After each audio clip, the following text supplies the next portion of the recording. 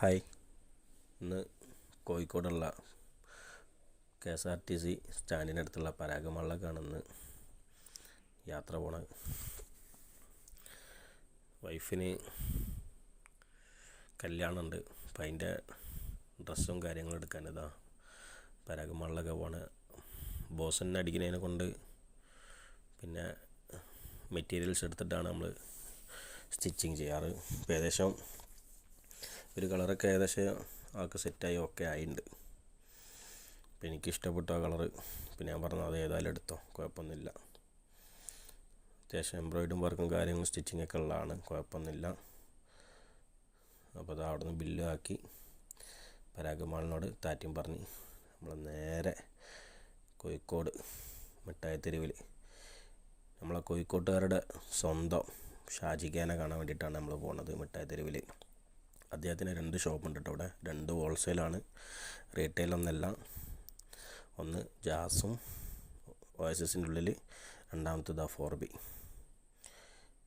ഈ ജാസിലേക്കാണ് ഇപ്പോൾ നമ്മൾ പോകുന്നത്. ഫാൻസിൻ്റെ ഒരു എല്ലാവിധ കളക്ഷൻസും കാര്യങ്ങളും ഫാൻസി പരമായിട്ടുള്ള കോസ്മെറ്റിക് സാധനങ്ങളെല്ലാം നമ്മളെ ഈ ഷാജിഖാൻ്റെ ഷോപ്പിലുണ്ട് കേട്ടോ. അപ്പം ഷാജിഖാനങ്ങനെ കാണാൻ വേണ്ടി നമ്മളിങ്ങനെ നടന്നു പോവാണ്. ഈ ഷോപ്പിൻ്റെ പേര് ജാസ് ഫാൻസി. 4B എന്നുള്ളത് അതിൽ ബ്രാക്കറ്റിൽ കാണാം. 4B ഒരു ബ്രാഞ്ചാണ് കേട്ടോ. സേട്ട് ഉള്ളിലുണ്ടെന്നാണ് തോന്നുന്നത്. സേട്ടുമായിട്ട് എന്തോ കാര്യമായിട്ട് സംസാരിച്ചുകൊണ്ട് നിൽക്കുകയാണ് ബോസ്. അപ്പോൾ അതാ ചിരിക്കും.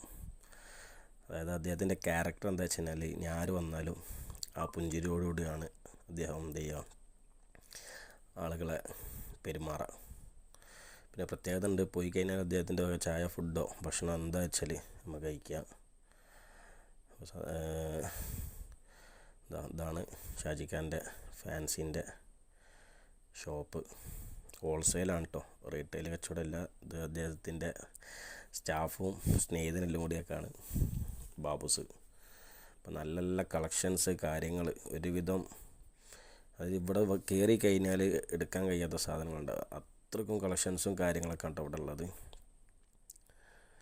അപ്പോൾ റീറ്റെയിൽ കച്ചവടമല്ല, ആദ്യമേ പറയാണ്, ഹോൾസെയിലാണ് സംഗതി. ആ പരിപാടിയേ ഉള്ളൂ. ഒരുവിധ സാധനമൊക്കെ അതാ നോക്കുന്നുണ്ട്. അപ്പോൾ മുത്തിനോട് ഞാൻ പറഞ്ഞു എനിക്ക് ഇഷ്ടമുള്ള എന്താ സാധനം വെച്ചാൽ വാങ്ങിക്കുമെന്ന്. പക്ഷെ നമുക്ക് കിട്ടുന്നത് പിന്നെ നമ്മളെ ബന്ധത്തിൻ്റെ പേരിൽ കിട്ടാൻ കേട്ടോ. കാരണം പൈസ എന്തായാലും കൊടുക്കണം, അത് വേറെ ബന്ധമായാലൊക്കെ.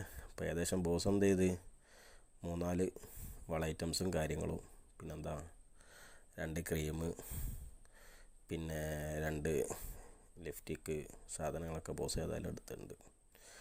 ഏതായാലും വലിയ ബില്ലായില്ലെങ്കിലും എന്നാലും കുഴപ്പമില്ലാത്തൊരു ബില്ലൊക്കെ അവിടെ നിന്ന് ആയിട്ടുണ്ട്.